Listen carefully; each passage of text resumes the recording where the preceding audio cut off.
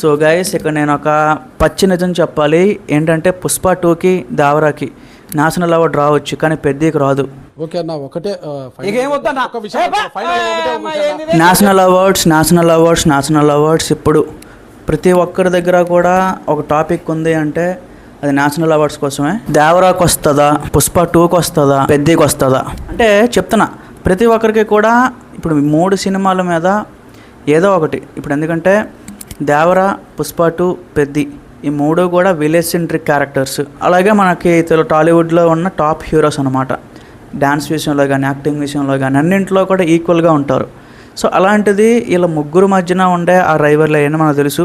మరి national award అనేది అల్లు అర్జున్కి ఆల్రెడీ వచ్చింది, కానీ రెండోసారి కూడా వచ్చే అవకాశం ఉంది అని చెప్పి చాలామంది అయితే చెప్తున్నారు. సో పుష్ప 2 ఆ లిస్టులో ఉంది, దాంతోపాటు దేవరా అది కూడా ఆ లిస్టులో ఉంది, పెద్ది ఆ లిస్టులో ఉంది. సో అసలు పాసిబిలిటీస్ ఏంటి, జరగవచ్చా లేదా మొత్తం వీడియోగా మాట్లాడుకుందాం. బట్ ఫ్యాన్స్ అయితే చూడొద్దు, ఎందుకంటే మేబీ హర్ట్ అయ్యే అవకాశం ఉంది. So let's get into the video. First case చూసుకుంటే పుష్ప 2 గురించి మాట్లాడుకోవాలి. ఆల్రెడీ మనకు పుష్ప 1లోనే one of the best acting మనకి చూపించాడు. ఏ మాటకి ఆ మాట Allu Arjun he did great job. కానీ ఆ పార్ట్ 2లో ఏదైతే జాతర ఎపిసోడ్ ఉందో ఆ ఒక్క ఎపిసోడ్ ఏంటంటే సినిమా మొత్తానికి అంటే ఒక బ్యాక్ బోన్ లాగా. ఆ రోజు వరకు కూడా ఒక హీరో అంత రిస్క్ చేస్తాడా అని మనం ఎప్పుడూ అనుకోలే. బట్ ఒక హీరో ఒక చీర కట్టుకొని సో అట్లా రెడీ అయ్యి ఈవెన్ క్లైమాక్స్ పోర్షన్ కూడా సో స్టార్డమ్ ఆలోచించలేదు, ఇంకేమీ ఆలోచించలేదు, ఏమీ నథింగ్.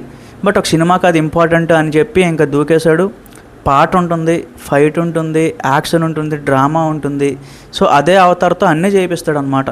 సో ఆ ఒక్క జాతర ఎపిసోడ్ వల్లనే ఆ సినిమా ఏంటంటే ఇంకా నెక్స్ట్ లెవెల్కి వెళ్ళింది. సో మరి అల్లు అర్జున్కి ఆ ఒక్క ఎపిసోడ్ ఏమైనా మళ్ళీ ఇంకొకసారి నేషనల్ అవార్డు తీసుకొస్తుందా అనేది కూడా మనం ఆలోచించాలి. ఎందుకంటే పుష్ప 2 అనే సినిమా మనకి జనరల్ ఏదో ఒక నార్మల్ సినిమా అయితే కాదు. కలెక్షన్స్ పక్కన పెట్టేయండి, నేషనల్ అవార్డ్స్ అది అనౌన్స్ చేసేది, అది చెక్ చేసేది వాళ్ళకి ఒక ఆస్పెక్ట్ ఉంటుంది.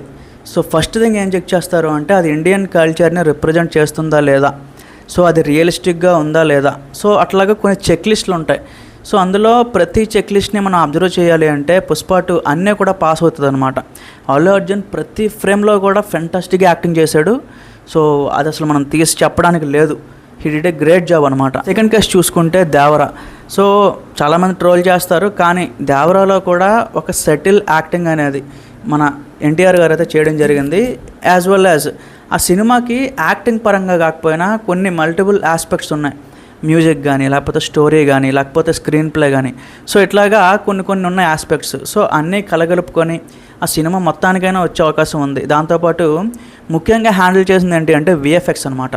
సో దేవరాలో మీరు చూస్తే కరెక్ట్గా సముద్రంలోకి వెళ్ళి తీసినట్టే అనిపిస్తుంది మనకి, అంతలాగా ఆ విఎఫ్ఎక్స్ అంతా కూడా హ్యాండిల్ చేశారు.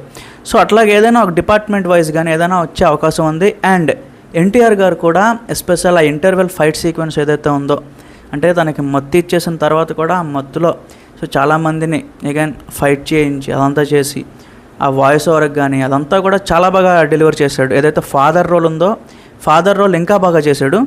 మేబీ ఆ సినిమాకి మొత్తానికి ఆ ఫాదర్ రోలే బ్యాక్ బోన్ కాబట్టి ఆ ఏదైతే ఫాదర్ రోల్ ఉందో కొంచెం మోటివేషనల్గా ఉంటుంది, కొంచెం వాల్యుబుల్గా ఉంటుంది. తారక్ గారు కూడా చాలా ఫెంటాస్టిక్గా చేశారు.